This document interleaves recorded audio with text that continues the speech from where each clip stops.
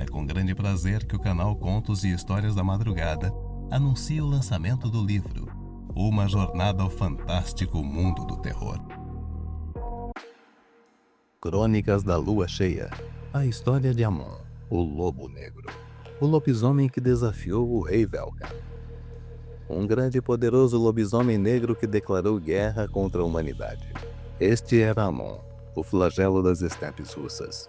Para tentar destruir a humanidade e dominar o mundo, ele e seus filhos criaram a Irmandade dos Lobisomens, a sociedade secreta que nasceu no interior da Rússia e tornou-se o maior inimigo de Lucian Montenegro, até ser dizimada pelo lobisomem albino. Amon era o filho mais novo de Velkan, o primeiro lobisomem.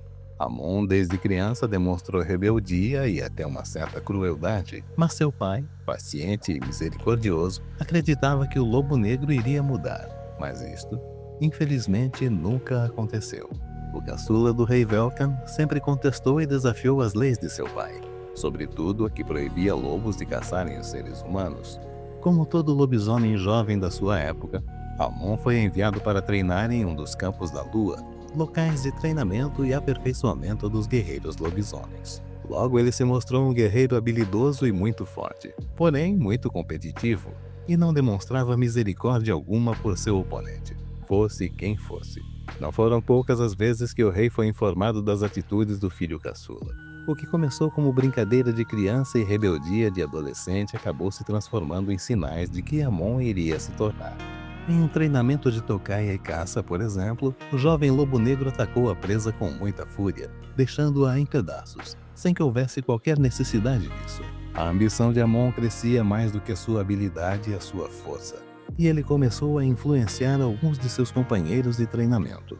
Articulado e inteligente, o lobisomem negro questionava a proibição de caçar e matar humanos, argumentando que a humanidade, por sua vez, caçava e matava os lobisomens sem piedade, mesmo que os lobisomens não atacassem os seres humanos. O lobo negro também afirmava que os seres humanos eram uma raça inferior, fraca e covarde, e que por essas razões não mereciam dominar o planeta, e que este era o destino dos lobisomens, pois eram uma raça superior, mais forte, rápida, inteligente e mais difícil de matar. A retórica inflamada do lobo negro começou a conquistar adeptos, principalmente entre os mais jovens, pois muitos lobisomens jovens ainda não controlavam totalmente seus instintos e lutavam contra o seu desejo de sangue. Uma vez, durante o treinamento intenso na mata, Amon convenceu mais 2 companheiros a atacarem uma vila próxima, onde os moradores viviam em paz com os lobisomens. Era madrugada quando os 3 lobos negros chegaram até a aldeia, que dormia sem desconfiar do perigo. Ao chegarem à entrada da comunidade, Amon e seus companheiros foram surpreendidos e cercados por lobos castanhos do clã de Kurgan, irmão de Amon, alertado por outro lobisomem negro que ouviu Amon falando com os outros lobos. "Não posso deixar que ataque a aldeia, Amon. É contra a lei do rei", disse Kurgan para o irmão.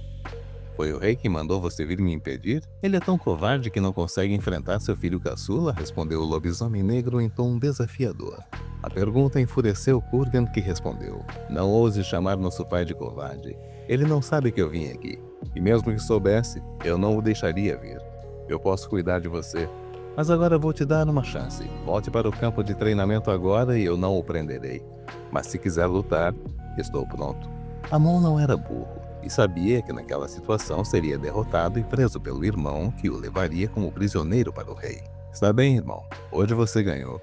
Eu vou me retirar, mas um dia vou tomar o trono que é meu por direito e você vai se arrepender", afirmou o lobo negro, se retirando junto com seus companheiros. Dias depois, uma comitiva real chega ao acampamento para uma visita surpresa.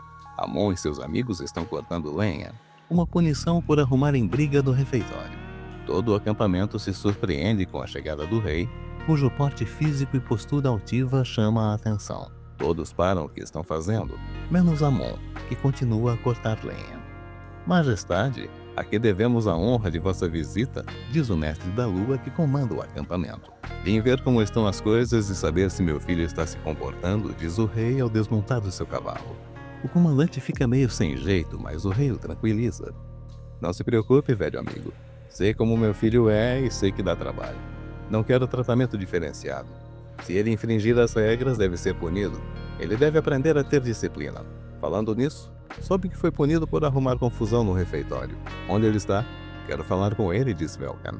Sim, majestade, ele está cortando lenha. Me acompanhe, por favor, responde o comandante. O rei e alguns soldados seguem o mestre da lua até uma área quase no final do campo. Alguns lobisomens que estavam cortando lenha param ao notar a aproximação de Velkan.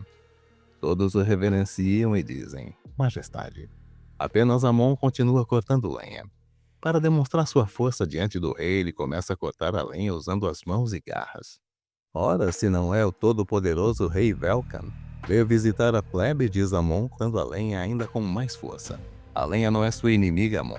Não precisa cortar com tanto ódio, diz o rei. Eu sei disso. Estou imaginando que esse pedaço de madeira é você, responde Amon, chocando a todos, menos Velkan. Podem nos deixar a sós por um instante? Pede o rei. Logo as outras pessoas se afastam.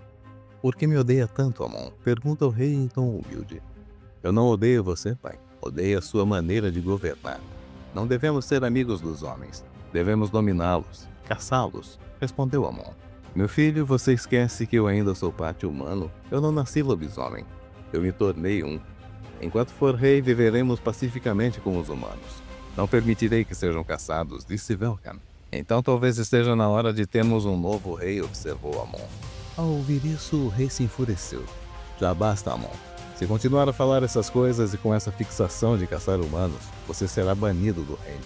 Nessa hora, Amon para de cortar lenha e encara o pai. Está ameaçando exilar seu próprio filho, diz o lobo negro.